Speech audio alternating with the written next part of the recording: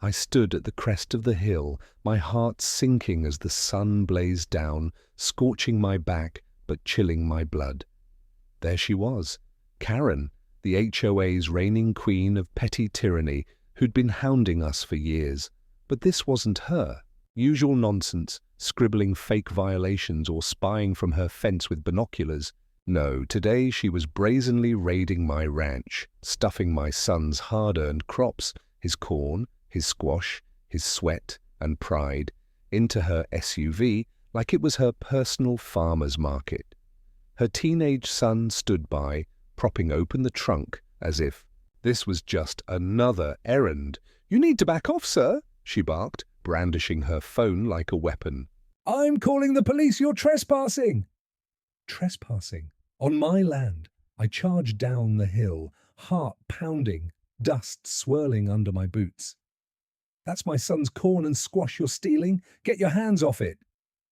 Karen didn't even blink. She tapped her phone with a smug flourish. "Yes. Hello 911, there's a man threatening me and my son at the community garden space. He's yelling and charging at us." I froze, fists clenched, jaw tight, disbelief burning through me. Which city in the United States are you watching from? Drop a comment and share with us if you've had any run-ins with your HOA. We'd love to narrate your story on our channel. She was really doing it. She was calling 911 on me for catching her red-handed stealing food from my land. And that's when I saw it. Her son had just loaded the last basket of tomatoes into their car. Everything my son and I worked for, gone. But before I could say another word, I heard the distant whine of sirens, and that's when I knew this was going to get ugly. Now let me take you back. Before the sirens, before the baskets of vegetables, before the nightmare. Let me tell you how we got here. My name is Travis. I'm a single father, a former firefighter, and a proud ranch owner out here in the dusty back roads of Arizona. After I retired, I bought a modest 12-acre piece of land to start over with my son, Caleb. He's 13, smart, kind, and a bit shy. But he loves the soil more than anything. That boy could grow tomatoes in the desert if you gave him a spoon and a seed. We started this small garden project together. Just something for us to bond over and keep us grounded. After Caleb's mum passed away 4 years ago, the ranch became our therapy, our connection, our peace. Our crops grew fast. Too fast, really. Corn, squash, cherry, tomatoes, cucumbers.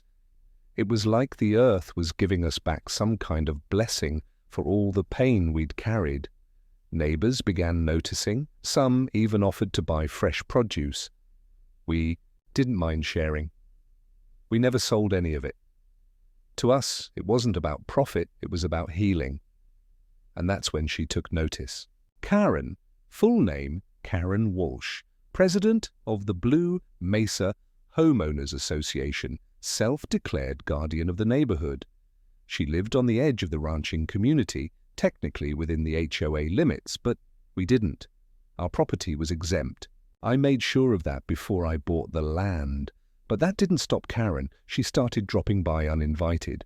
"You should consider joining the HOA," she'd say, smiling fake. "We could help maintain your land, keep things safe." Translation, join us, so I can control your life. I politely declined every time. Then the threats began, noise complaints, accusations of unpermitted fencing.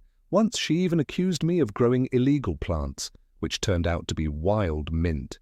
The worst was when she tried to talk Caleb into planting something for her. She cornered him at the edge of the road and told him he should start growing extra tomatoes for her son's school project. We had no idea what she meant until a week later when her son entered the regional science fair with a fully grown tomato display and a PowerPoint presentation that looked awfully familiar. Caleb was crushed. His own design, his setup, his planting, schedule copied. Still, we let it go. Caleb said maybe he just needed help, Dad. He had his mother's heart, that boy, but I wasn't blind. Then came the trespassing. First it was footprints, then tire tracks, a fence latch left open. One night our irrigation system had been tampered with. I didn't want to believe it was them until today. This morning, Caleb had woken up early. Dad, the corn is finally ripe. He'd been working on a new cross-pollination experiment with a local horticulture group. He even journaled every single step. We had a deal. When the corn was ready, we'd cook it together and celebrate, but I had to run a quick errand in town. I told him to wait till I got back, that we'd harvest it together. Only when I pulled back up the dusty road to our ranch, I saw a strange SUV parked near the lower field. I crept closer. There she was, Karen, bending down, snipping stalks, loading boxes, her son laughing beside her. It wasn't just stealing crops, it was stealing my boy's dream. And that's where the story started, me screaming at her from the hilltop and her dialing 911 on me. "Sir, I need you to stay calm," the officer barked, stepping out of the patrol car minutes later. "Calm?" I said, holding my ground. "They stole food off my land." Karen started sobbing, loud and fake. He came out of nowhere. I thought he was going to hit me. "I have security cameras." I growled. "You'll see everything." Karen's face froze for a split second, but the officer didn't care. "Let's all take a step back, hands where I can see them." Meanwhile, Caleb had come running from the barn, his face pale, eyes wide. "Dad," he whispered. "What's happening?" The officer looked at Caleb, then back at me. "Whose property is this?" he asked, reaching for his notepad. Before I could answer, Karen spoke up. "This land is part of the HOA Shared Farming Initiative." He never filed a claim of exemption. I nearly choked. "What? That's not even real?" She smirked. "It is now." And just like that, she pulled out a paper, a printed letter with a stamp and a signature. It looked official, too official.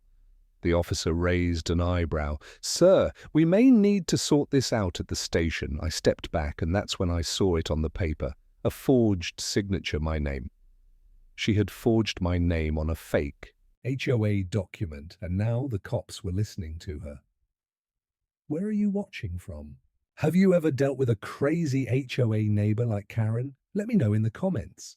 "Back away from my dad," Caleb shouted, his voice shaking, but loud enough to turn every head. The officer paused, looking between me, Karen, and my son. Karen turned, fake concern all over her face. "Oh, sweetheart, I know this is confusing for you, but don't talk to my son," I snapped. "You people are unbelievable." She hissed, her mask slipping just for a moment. The officer stepped in again. "Everyone, calm down, we'll sort this out, but I need you." He pointed at me to come with me to the station. "For what?" I asked, stunned. "She's the one stealing. That document is a fraud." "She has paperwork," he said flatly. "We have to treat it as official until proven otherwise."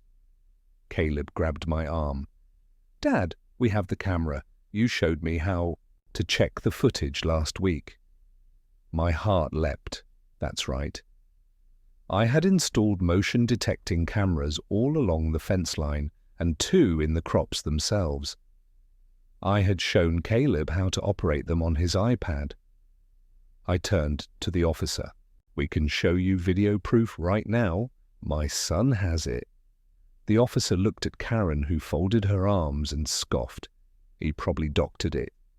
"You people in your backyard hillbilly tricks." I clenched my jaw but didn't speak.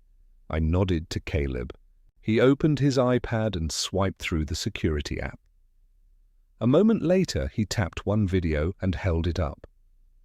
There, in full color and crystal clarity, was Karen and her son walking straight onto our land. No permission, no discussion, just basket after basket being filled with our crops. The officer watched for a long moment, then nodded. "Okay, that changes things." Karen's face went pale, but she quickly added, pulling out her phone again. "This land is still under HOA jurisdiction. I have the stamped letter to prove it." I turned to the officer. "Can we verify the signature on that document?" "I'll have to take it back to the department," he said.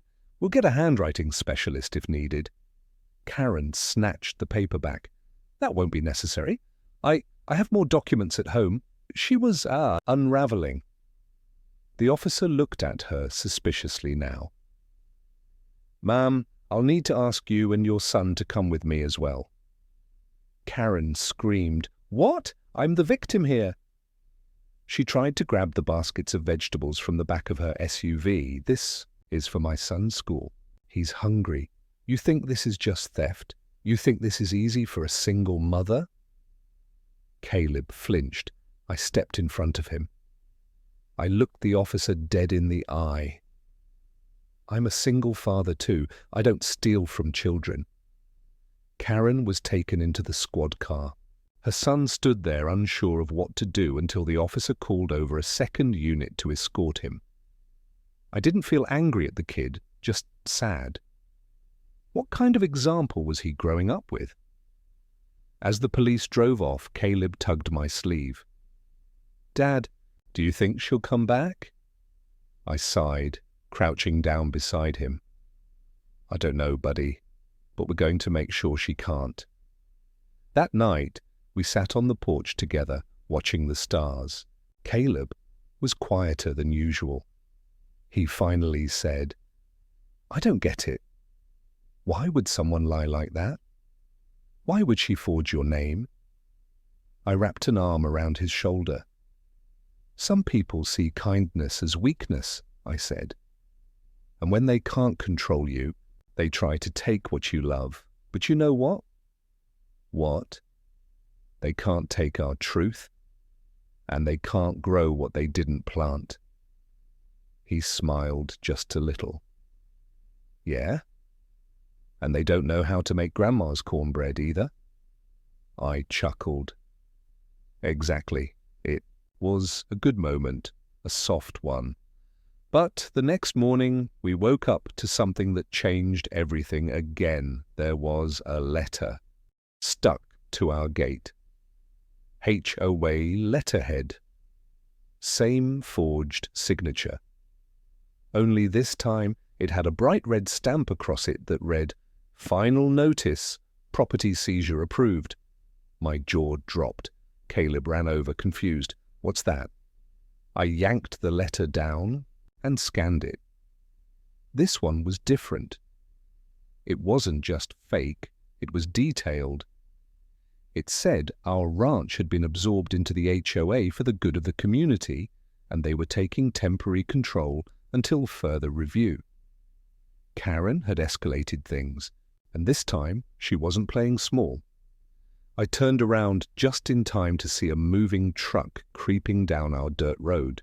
3 men in yellow vests stepped out. One held a clipboard. "Hi there," he said. "We're here to begin the property inspection. Shouldn't take more than a few hours." I narrowed my eyes. "Who sent you?" "Blue Mesa HOA office," he replied casually, then tapped his clipboard. "Says here, we've got permission to access the land and assess it for repurposing." My hands curled into fists. Karen wasn't done. She had called for backup, and she was trying to take everything. We weren't just dealing with a petty thief anymore. We were at war. I stepped in front of the man with the clipboard before he could take another step. "You're not stepping 1 foot on this ranch," I said, voice low and steady. "This land is not part of your HOA. That document is a forgery." The man blinked, taken aback. "Sir, I'm just here doing my job. I was told this was cleared with the HOA president. If there's a mistake, you can take it up with them." I shook my head. "No, you don't get it. This is my land, not under your HOA, and Karen, the woman who called you, has already been reported to the sheriff for trespassing and forgery." One of the other men, clearly younger and less comfortable, nudged the clipboard guy. Hey, maybe we should call the office first before we get involved in something legal. But the clipboard guy was stubborn. I have authorization. If you block us, I have to report you for obstruction. Caleb stood next to me now, barefoot and angry. You're the ones trespassing. I looked down at my boy and gently nudged him back. I didn't want him involved if things went south. Here's what's going to happen, I said, pulling out my phone. You're going to turn around, call your office, and tell them the ranch owner is calling the sheriff again. And if you step 1 inch past this gate, I will have every single one of you cited for criminal trespass. I didn't raise my voice. I didn't threaten, but I meant every word. The men looked at each other. After a tense pause, the younger one spoke up again. Let's go, man. We're not cops. We're not getting in the middle of this. Finally, clipboard guy backed off with a shrug. Fine. Your call, but you'll be hearing from the HOA again. They're pretty aggressive about enforcement. I smiled tightly. So am I. They loaded back into their truck and reversed out the driveway. Caleb let out a breath. I thought they were going to try and break in. I put a hand on his shoulder. They might have. That's why I'm glad you stayed calm, but this is just the beginning. Later that day, I drove to the county recorder's office. I needed to get copies of every property deed, zoning exemption, and boundary agreement on file. It took over 2 hours, but I left with a full folder of proof that our land was never part of the HOA. I even found the original survey map signed back when the ranch was established. Karen couldn't argue with cold, hard paperwork, or so I thought. When I got home, I found Caleb sitting on the porch, pale-faced. "Dad," he said, "you better see this." He handed me his iPad. On the screen was a post from the Blue Mesa HOA Facebook group. Karen Walsh, our brave HOA president, has discovered illegal crop operations on shared community land. Thankfully, the HOA is stepping in to protect our kids from unregulated food sources. Let's all thank her for protecting our values and safety. Attached to it, a photo of our cornfield, our fence, our crops. My name had been completely erased from the story. Karen was flipping the narrative, and now she had people believing I was the villain. There were already dozens of comments. Good for you, Karen. Finally, someone standing up to these off-grid weirdos. Kids deserve safe food, not whatever that guy's growing. Caleb's eyes were wet. They're saying bad things about you. I pulled him into a hug. I don't care what they say, son. What matters is the truth, and we're going to prove it. But the worst comment was one near the bottom. It read, "Should we report him to the State Agriculture Board?" That's when I realized Karen wasn't just trying to scare us. She was trying to ruin us. The next morning, we woke up to more trouble. My mailbox was smashed in, flattened. Someone had run it over in the night, and lying next to it was a letter inside a clear plastic sleeve. State Agriculture Inspection Notice. It was signed and stamped, and it looked real. We are investigating unlicensed produce operations and food safety violations on your property. Please expect a site inspection within 72 hours. I felt my stomach drop. "Dad," Caleb whispered, "they're trying to shut us down." I looked up at the sky. It was cloudless, dry, and painfully quiet, but something inside me rumbled like thunder. "I need to talk to a lawyer," I muttered. And I meant it this time. That same afternoon, I called my friend Joe from my old firefighting days. He was now an attorney who handled land disputes and local government overreach. When I explained everything, he didn't laugh or doubt me. He just said, "I've seen HOA Chirons like this before. Let me come take a look." He arrived that evening, went over all the documents, and watched the camera footage. Then he looked me square in the eyes and said, "She's playing dirty, but she's sloppy. That's good for us. What do we do?" I asked. "Tomorrow morning," Joe said, "we file an emergency restraining order, report her for criminal forgery, and file a cease and desist against the HOA." I nodded slowly. "Will that stop them?" "It'll scare them," he said, "and if it doesn't, we sue." But Karen wasn't done yet. That night, just as the sun was setting behind the hills, I noticed something strange near the edge of the ranch, a flickering light, then two, then a third. I ran down the dirt path, flashlight in hand. When I reached the edge of the cornfield, my heart nearly exploded. Flames, tiny controlled fires right at the base of the crop line. Someone had poured oil or gasoline and lit them, hoping it would catch. Luckily, the crops were still damp from watering, so it hadn't spread yet. I stamped them out with my boots and a fire blanket from the barn. But this wasn't a warning, it was an attack. Caleb came running with a hose and helped me douse the area. He looked at me, eyes wide with fear. "Dad, they're trying to burn it all down." I stared out at the darkness beyond the field, somewhere out there. She was watching. Karen had crossed a line. She wasn't just playing HOA games anymore. She was coming for everything we had. And now it was personal. The next morning, I barely slept. Every sound outside jolted me awake. A twig snapping, an owl hooting. Even the wind brushing against the window made me sit upright. I couldn't risk anything happening to Caleb or to the ranch. By 6:30 a.m., I had already wired in motion triggered floodlights around the field and mounted 2 more cameras at the gates. Caleb was still asleep, curled up in the living room with his blanket, clutching his tablet like it was a security shield. I didn't blame him. By 8 a.m., Joe showed up with documents in hand. "Restraining order's been filed," he said, handing me a copy. "We're also hitting them with criminal trespass, attempted arson, and document fraud." I stared at the papers, breathing deep. "She'll still try something," I said. "You know she will," he nodded. "That's why I brought back up." A beat-up white pickup truck rolled down the drive behind him. Out stepped Becky, another old friend from my fire department days, now running a private security business. She was tough as nails and smarter than most lawyers I knew. "Figured I'd patrol your perimeter for a few days," Becky said, tossing me a walkie just in case Karen decides to get stupid again.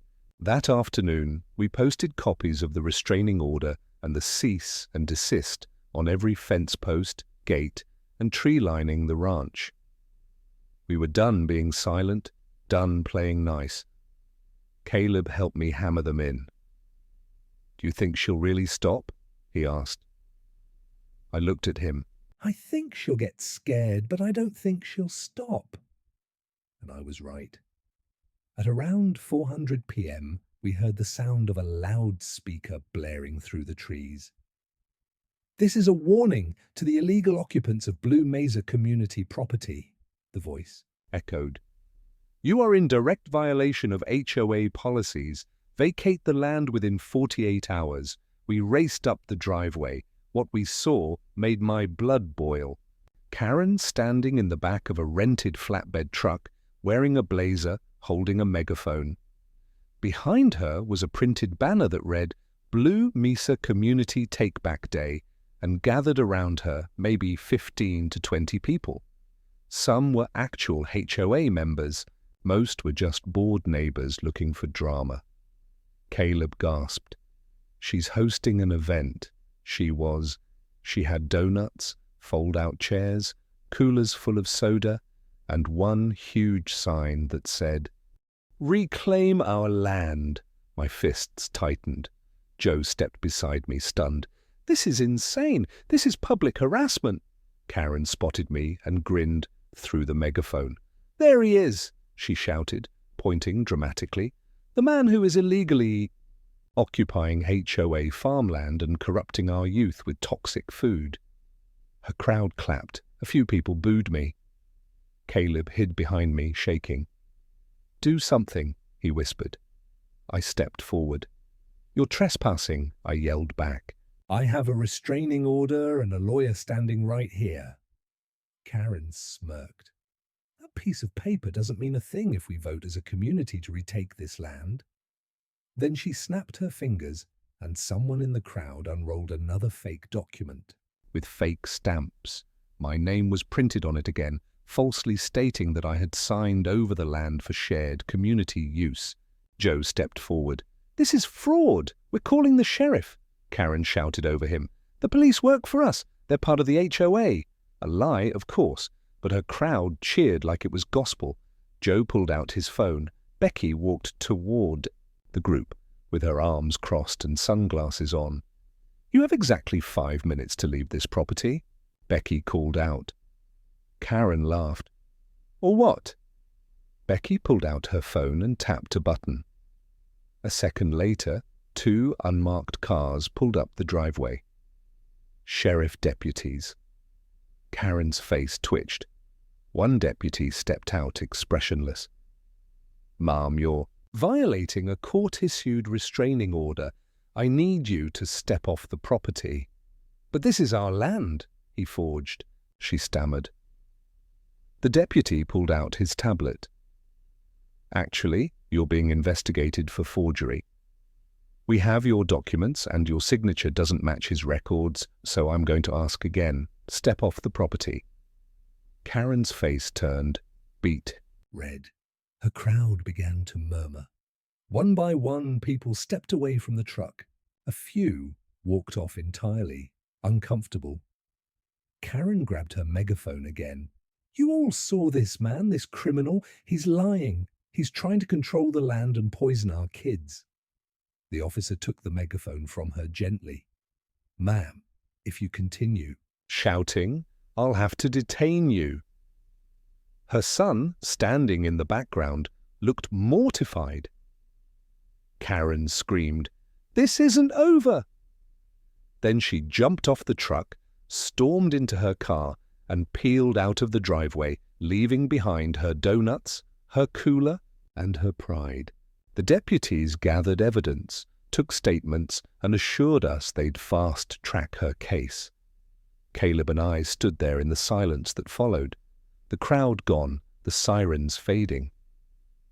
"She's going to come back, isn't she?" he whispered. I didn't lie. Yes. The next day, we had another visitor. This time, it wasn't Karen. It was a woman in a black blazer holding a badge from the State Agricultural Board. We received multiple complaints about unsafe crops, improper pesticide use, and unauthorized farming, she said. I groaned. Karen again. The inspector looked sympathetic. She's filed 5 complaints in the last 2 days. She inspected our garden, the tools, the water source, even our compost pile. An hour later, she came back with a small smile. "Well," she said, "your land is in excellent shape. In fact, this is one of the best maintained small farms I've seen." Relief washed over me. "Will that shut her up?" I asked. The inspector chuckled. "Probably not, but the report will be publicly filed, and she can't file the same complaint again once it's resolved." But that night, we discovered Karen had already made her next move. I was locking up the barn when Caleb came running.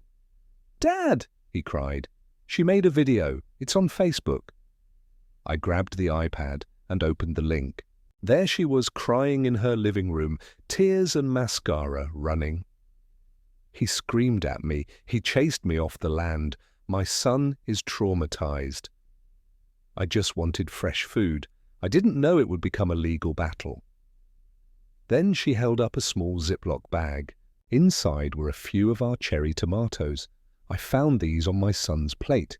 He's been sick ever since. I don't know what was in them. I just want justice. The video ended with soft music and a plea for donations. she had set up a GoFundMe, goal $10,000, title Legal Help for a Mother Fighting Land Abuse. And the worst part, she had already raised over $3,200 from people who actually believed her. I turned to Caleb, heart pounding. She's not just lying. Caleb stared, stunned. She's building an army.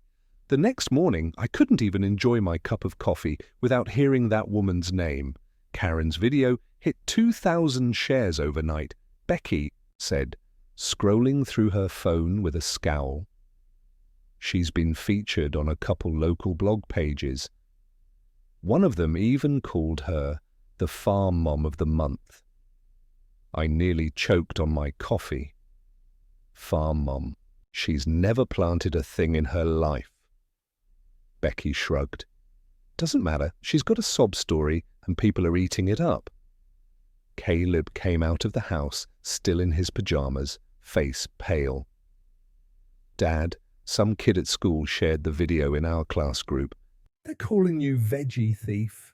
My heart sank. We're not going to let this beat us, son. But what if everyone believes her? He asked quietly. What if the whole world believes the lie?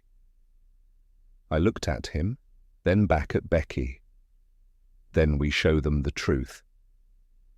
That same day, Joe helped us prepare a formal media statement with all our evidence, the real documents, the camera footage, the inspection report from the State Agricultural Board, and most importantly, the original land deed that proved we were not part of the HOA.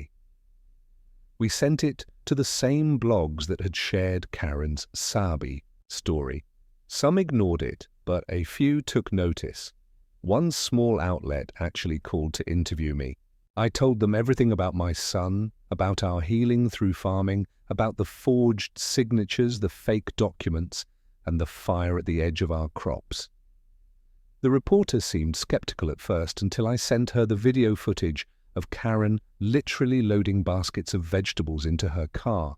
By the end of the call, she was silent. I'll run the story, she finally said. But fair warning, Karen's got friends in the right places. Be careful. That didn't bother me. I didn't care about politics. I just wanted to live in peace with my son. By the end of the week, things started to shift. The local news station ran a split segment, HOA Hero or Fraud. Blue Mesa controversy explodes online. They showed both sides. But when the footage aired of Karen and her son trespassing with boxes of our crops in hand, the comments started to change. People were asking questions. Wait, is this the same Karen from that Facebook video? Why is she holding tomatoes in the video if she says she didn't steal anything? She said she didn't go on the land, but there's footage. Her GoFundMe page started losing donors. People began demanding refunds. Karen panicked, and she did what she always does. When her back is against the wall, she struck hard and without warning. Late one night, while Caleb was already asleep and I was finalizing paperwork with Joe over the phone, we heard something crash outside, a loud boom like wood splintering. Becky, who was sleeping in the guest trailer on the far end of the ranch, radioed me instantly. Travis. Motion sensors triggered by the east fence. Something big just came down. I grabbed my flashlight and shotgun, not to use, just to scare off whoever it was, and ran outside. We met Becky halfway down the trail and froze in our tracks when we saw it. The entire east fence had been ripped down, not just broken, pulled out, chain links torn, wooden beams snapped, and sitting right in the middle of the debris. A tractor, not mine. Karen didn't own any farm equipment, but someone had given her access to one. Becky inspected it. This is from CityWorks Landscaping. They rent equipment. We took photos, wrote down the serial number, and called the sheriff immediately. Within 20 minutes, deputies arrived and towed the tractor off as evidence. They were as stunned as we were. This is property destruction, one of them said. She could be looking at jail time if this connects back to her. Joe arrived an hour later. This was her power move, he said grimly. She knew she was losing control of the online narrative. She wanted to destroy your crops, flatten your boundary, and probably claim you gave up the land. She's not going to stop, I muttered. No, she's not, Joe agreed. So we need to go public again, this time harder. The next day, we did just that. Becky helped us shoot a short video of our own. Caleb stood next to me, holding up his gardening journal. I talked about the land, the lies, the theft, the danger. Then I turned to the camera and said, "This isn't just about crops. It's about teaching my son that truth is worth fighting for, even when a bully with power tries to take it away." The video was raw, honest. It went viral within a day. By evening, my inbox was full. Reporters, lawyers, parents, veterans, farmers, people from all across the country, people who had their own HOA nightmares, people who had been lied about, people who were tired of being bullied into silence. Caleb's school even sent an email apologizing for the bullying and inviting him to speak about gardening for the Earth Week fair. But just when we thought the worst had passed, Karen made her final move. I was out fixing the broken fence, hammering in new posts while Becky kept watch when Joe's truck roared into the driveway. He stepped out, face pale, waving a manila envelope. "You're not going to believe this," he said. "What now?" I asked, half dreading the answer. She filed a civil suit. My stomach dropped. "Claiming what?" "She's suing you for defamation, harassment, and psychological trauma to her son. She says the online backlash ruined her life and that you are responsible for the threats she's received." Caleb ran up behind us, eyes wide. "What does that mean?" he asked. Joe looked at me. "It means we're going to court." Caleb's mouth dropped open. "She's suing us?" I took a deep breath, stared out at the repaired fence, and nodded. "Yeah," I said, "and I say we let her." The courtroom was packed. Every seat was filled. Locals from Blue Mesa, reporters with notepads, even a few curious teens who had been following the saga online. The buzz was thick in the air. Everyone had come to see the showdown between HOA Karen and the rancher with the viral video. Karen sat at the plaintiff's table with her attorney, wearing a black dress and a neck brace. Yes, a neck brace, as if someone had physically hurt her. She kept dabbing her eyes with a tissue every time the judge looked her way. Caleb squeezed my hand. "Dad, we're going to be okay, right?" I gave him a firm nod. "We're not just defending land, son. We're defending the truth." Joe leaned over and whispered, "Remember, just answer clearly, stick to the facts and let the evidence speak louder than she ever could." When the judge finally entered and the case was called, Karen's lawyer went first. He painted a picture of a helpless single mother being emotionally attacked by a local tyrant, claiming my inflammatory and misleading online video led to mental distress, social isolation, and emotional harm to her teenage son. Then came the kicker. They demanded $150,000 in damages. I nearly laughed out loud. The judge turned to Joe, defense. Joe stood calmly, holding a thick binder. "Your Honor, we'll prove that not only is Ms. Walsh's claim meritless, but she has continuously harassed, trespassed, and defamed my client, all while attempting to steal property and manipulate public opinion through a false narrative." Then came the best part, the evidence. Joe pulled up our security footage. There it was, Karen and her son loading crops into their SUV without permission. Then the footage of the fire near the crop line. Then the motion-triggered video of the tractor smashing the fence at night. Then the State Agriculture Board report clearing our farm. The courtroom was silent. Karen shifted nervously. Then Joe dropped the final bomb.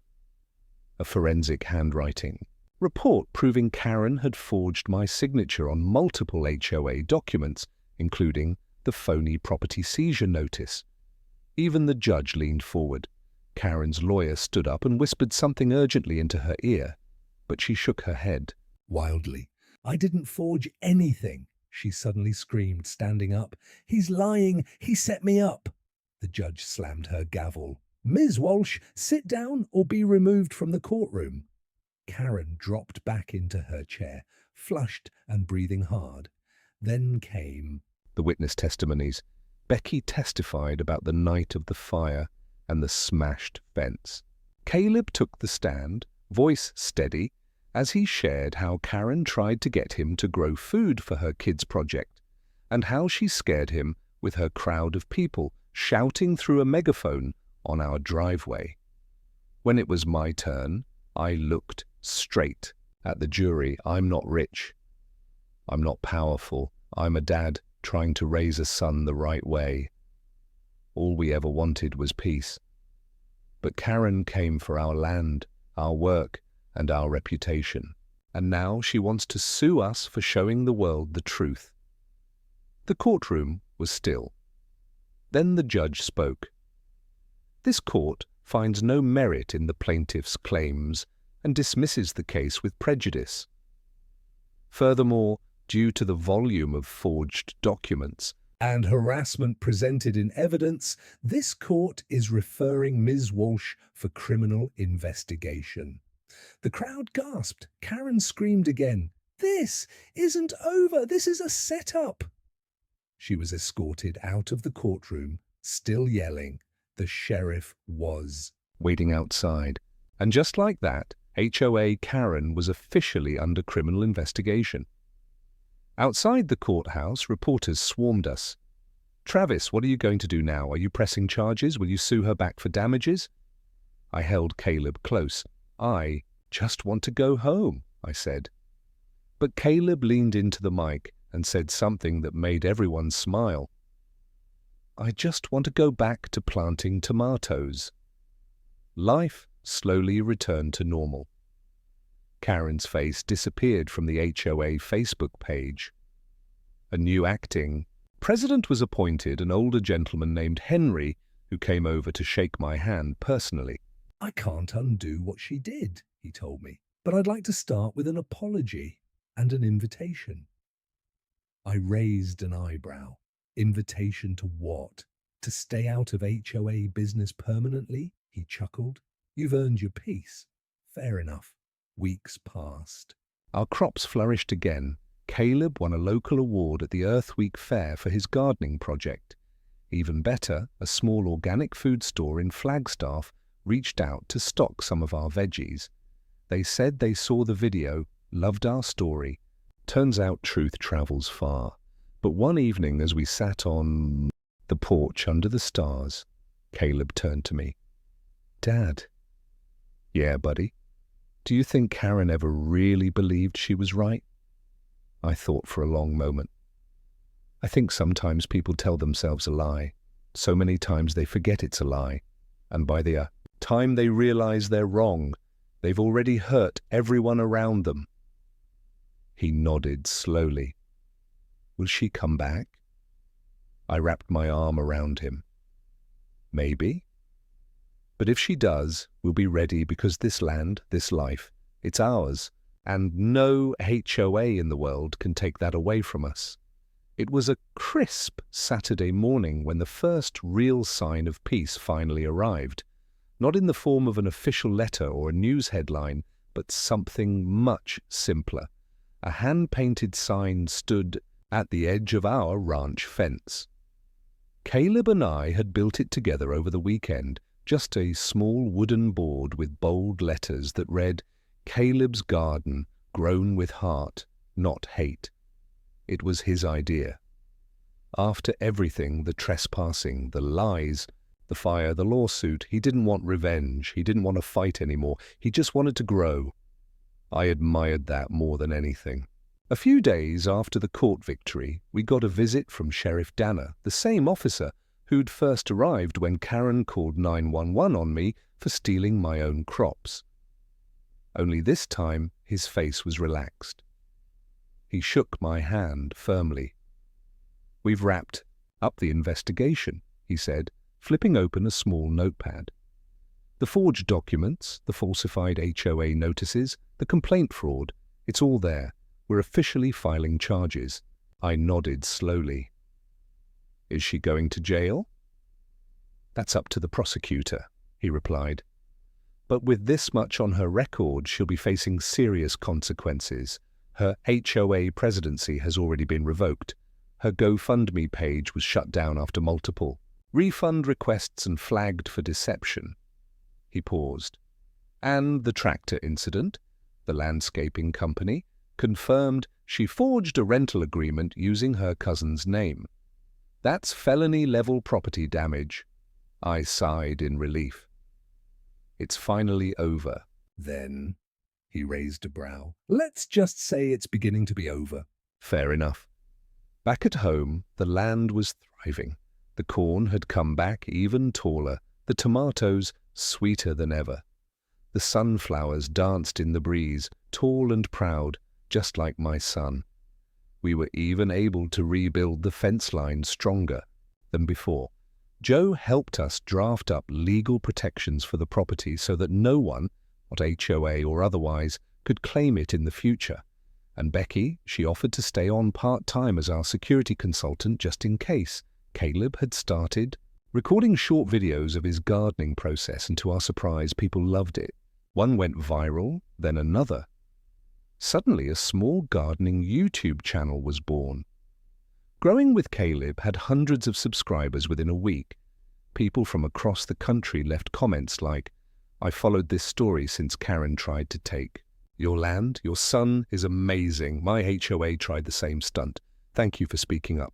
My daughter loves watching Caleb's corn growing tips. He blushed every time someone called him an inspiration, but I could see the quiet pride on his face. I had never been more proud of him. One afternoon, while Caleb was filming a video about composting, we saw a familiar car parked down the road. I knew the shape of that bumper like the back of my hand. Karen, she didn't come up to the house. She just stood there halfway out of her car, watching us from a distance. Not angry, not triumphant, just hollow. Her hair was tied back, no megaphone, no crowd, no neck brace.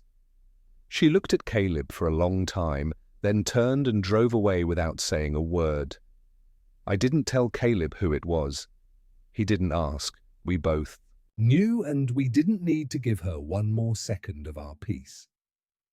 That night, Caleb asked if he could sleep out on the porch. The stars were bright and the air was cool. As we sat in our rocking chairs, he looked over and said something I'll never forget. "Dad, I don't think Karen hated us." I tilted my head. "Oh, really?" He nodded. "I think she hated that we were happy without needing anyone's approval." I let his words sink in. Smart kid, just like his mum. A few weeks later, we hosted our first community harvest day, but not just for neighbours.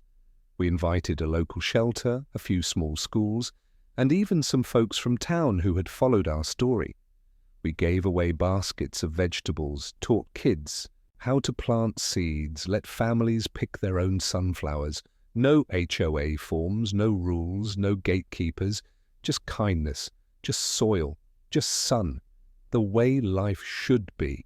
As the sun began to set that evening, Caleb stood beside me, hands on his hips, smiling as he looked out over the field. "You think we'll ever be left alone?" he asked. I smiled. "I don't think people like us are meant to be left alone, kiddo. We're meant to grow things.